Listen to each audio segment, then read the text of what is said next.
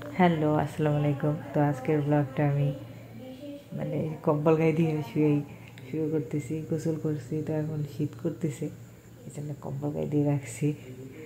এখন গোসল করার পর এত শীত লাগে, আর বিকাল হইলে তো আরও বেশি শীত লাগে।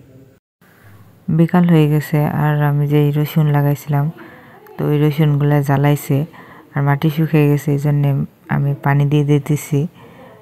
এই যে একটু বড় বড় হয়েছে, তো এই জন্য মাটি ভিজিয়ে দিতেছি গাছে পানি দিয়ে। আর 2 জায়গা লাগাইছিলাম আমি রসুন, তো 2 জায়গাতেই ভালোই জ্বালাইছে, অনেক সুন্দর লাগতেছে। ক্যামেরায় অতটা বোঝা যাচ্ছে না, তার একটু বড় হইলে আর কি ভালো মতো বোঝা যাবে। আর এখন বিকাল হইলে কেমন জানি শীত শীত করে, আর পানি দেখে তারও শীত লাগতেছে। আর এই যে এদিকে নাইম আর খালামুনি র্যাকেট খেলতেছে, আর তোমাদের ভাইয়া এই যে কাঠবাদামের চারা নিয়ে আইসে অফিস থেকে আসার সময়, ও আমার শাশুড়ি ওর কাছে দিছে লাগানোর জন্যে। তো কিছু কাঠবাদাম ছিল আর কাঠবাদামের চারা ছিল। তো আমাদের বাসায় কাঠবাদাম গাছ নাই, আগেও ছিল না, এই জন্যে আজকে লাগাইতেছি। আমার শ্বশুর বাড়িও নাই, তো গাছগুলো আগের দিন আনা হয়েছে, এই জন্য এরকম একটু মরে মরে গেছে। তো আজকে লাগাই দিতেছি, আর বাঁচবে কিনা জানি না, আশা করতেছি 3টার মধ্যে দেখে অন্তত একটা তো বাঁচবে। তো একটা এই পাশে লাগাইছি, আর একটা এই যে আমাদের ছোট বাগানের ভিতর লাগাইতেছি হলুদ গাছের এই জায়গা। এই যে এদিকে মাহিরা দুষ্টুমি করতেছে, নাচতেছে। এই যে ঋতু পানি এনে দিল, তো এখন আমি গাছে পানি দিয়ে দেবো। এমনিতে গাছ একটু টলে টলে গেছে, এখন বাঁচবে কিনা জানি না, তো বেশি বেশি করে পানি দিয়ে দিতেছি। আশা করি এই 3টার ভিতর থেকে একটা বা 2টা বাঁচবে।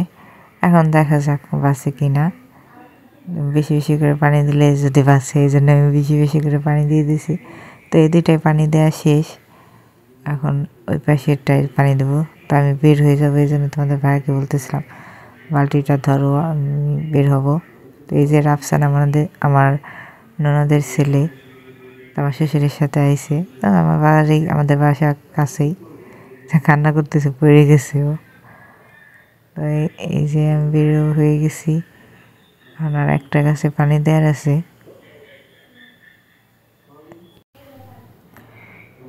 যে গাছটায় পানি দিলেই পানি দেওয়া শেষ হয়ে যাবে। এটার যে মাটি ভিজা আছে, তারপর নতুন লাগানো হয়েছে গাছ, আর গাছটা মরা মরা প্রায়, এই জন্যে পানি দিয়ে দিতেছি। যেটুকু পানি ছিল এটাই সব দিয়ে দিছি। তো গাছ লাগানো শেষ, এখন হাত পা ধুয়ে ফেলছি।